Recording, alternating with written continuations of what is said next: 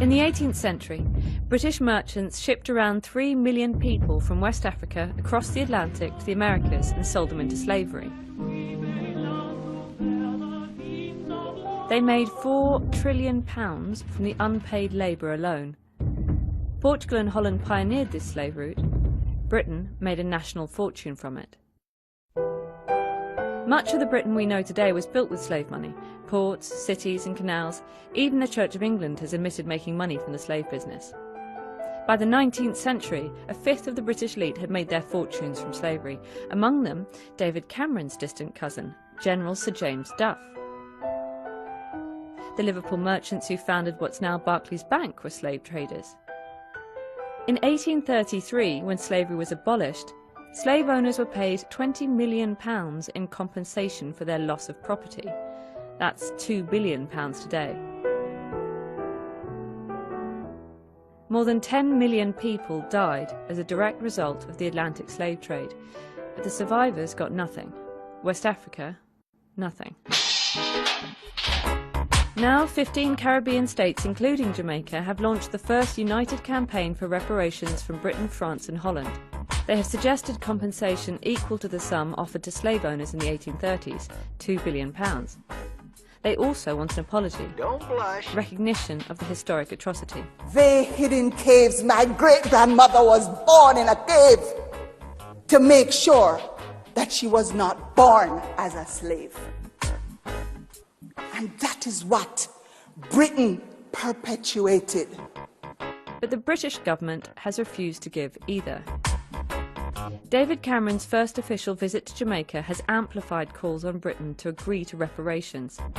Some argue that if Britain did pay, it wouldn't be the elite footing the bill but the tax-paying working classes. Others have said this was 200 years ago, it's in the past, why should I pay now? In Jamaica, slavery was followed with a century of colonialism. Most of the land is still in the hands of Europeans. When the Brits left in 1962, 80% of the population were functionally illiterate. Male literacy remains 4 points below the global average. 19% of the country live in poverty. When historic crimes have generational victims, who should pay? Basically, slavery and genocide has impacted not only the historical populations that were kidnapped from Africa, but also those of us who are the descendants of the enslaved today. And it's not only about trauma and multi-generational oppression. The whole discussion around wealth, there has been unjust enrichment to Britain, and there's also been unjust impoverishment, which has been passed on throughout the generations. So part of the legacy is this huge inequality that we see today between the descendants of the enslavers and the descendants of the enslaved. And what about and psychological scars which have had societal effects, ongoing economic effects, to which you've already said? What are the psychological scars? Well, part of that... Intergenerationally? It's not knowing who we are. It's a lack of connection, it's a lack of identity, a lack of nationhood, which is what makes us human beings, essentially. It's not being rooted, it's being considered minority populations when we come from global majorities. And it's about having second-class status and citizenship wherever we have been located as a result of this dispersal and depopulation that happened originally in Africa. And there is a phenomenon as well that you believe really does exist, which is post-traumatic slave syndrome.